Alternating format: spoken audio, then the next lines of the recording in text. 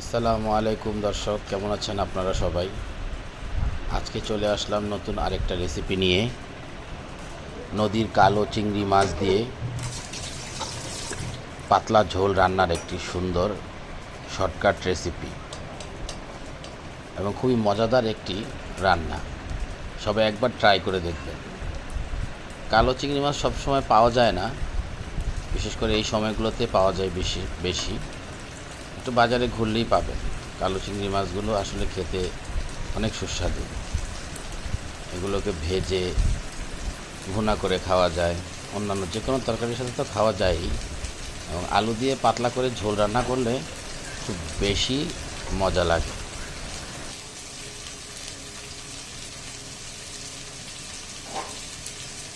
তো এই চিংড়ি মাছ রান্না করতে অনেক বেশি কিছু দরকার হয় না। তো দেখতে পাচ্ছেন আমি কড়াইয়ের মধ্যে তেল দিয়ে দিচ্ছিলাম। এখন চিংড়ি মাছগুলো ভেজে নিচ্ছি। এই চিংড়ি মাছগুলো অল্প একটু ভাজার পরে চিংড়ি মাছগুলোর রং একদম পরিবর্তন হয়ে যাবে, লাল লাল হয়ে যাবে একদম। চিংড়ি মাছগুলো ভেজে নিচ্ছি। ভেজে তারপরে নেক্সট দেখাবো কি করতে হয়।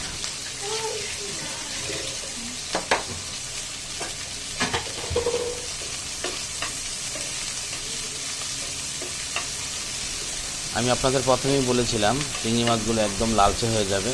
দেখুন কি সুন্দর রং ধরছে, কি সুন্দর একটি কালার আসছে চিংড়ি মাছগুলোতে। দেখেই মনে হচ্ছে খেয়ে ফেলি, মানে আসলেই খুব সুন্দর একটা কালার এসেছে। একটি কড়াইয়ের মধ্যে তেল নিয়ে নিলাম, সরষের তেল। তেলগুলো আঁচে দেওয়া হলো, তেলগুলো গরম হতে থাকতে দিয়ে দিলাম পেঁয়াজ কুচি।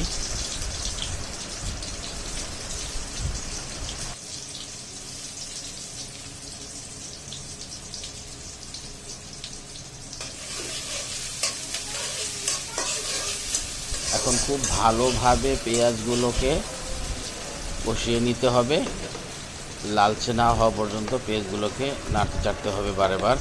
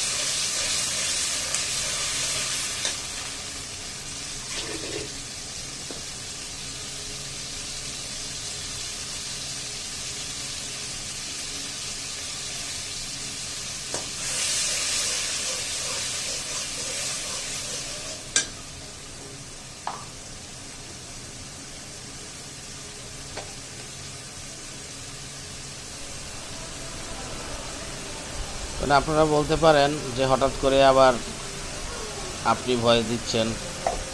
আসলে ব্যাপার হচ্ছে রোজার দিন তো আমার ম্যাডামের আবার নাকি অনেক টায়ার্ড লাগে, কথা বলতে তার অনেক কষ্ট হয়, তাই শুধু রান্না করেই দেয়।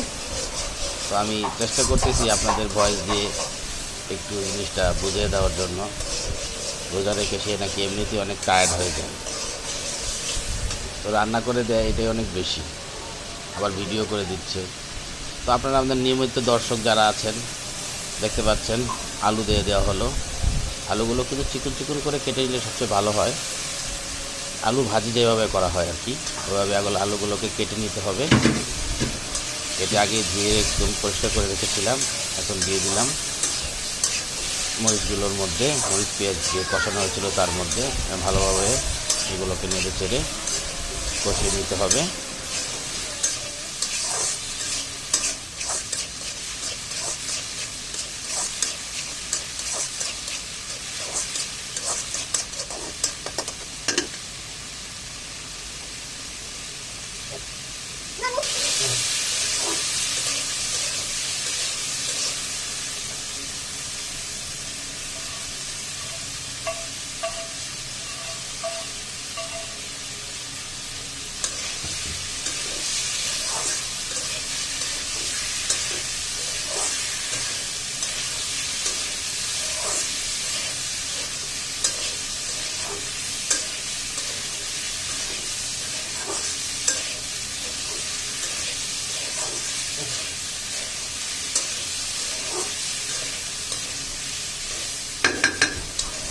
ভালোভাবে একদম নেড়ে চেড়ে মশলা এবং আলু, পেঁয়াজ, সাথে যে চিংড়ি মাছগুলো দেওয়া হয়েছে সেগুলোকে একবারে ভালো মতো নেড়ে চেড়ে মিশিয়ে নেওয়া হচ্ছে।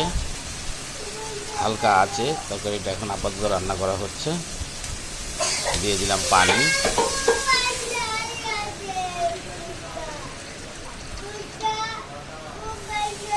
পরিমাণ মতো পানি দিয়ে দেওয়ার পরে এটাকে মিডিয়াম আঁচে বসিয়ে রাখতে হবে। পছন্দ মতো যতটুকু ঝোল দরকার তখন চলে আসলে এটা নামিয়ে নিলেই হয়। তারপর বাকি অংশ দেখতে থাকুন, আপনারা সাথে থাকবেন। আমাদের রান্নাবান্নাগুলো যদি আপনাদের ভালো লেগে থাকে আমাদের চ্যানেলটাকে অবশ্যই লাইক এবং সাবস্ক্রাইব করে বেল আইকনটি টিপ দিয়ে আমাদের পাশে থাকবেন। ভালো থাকবেন।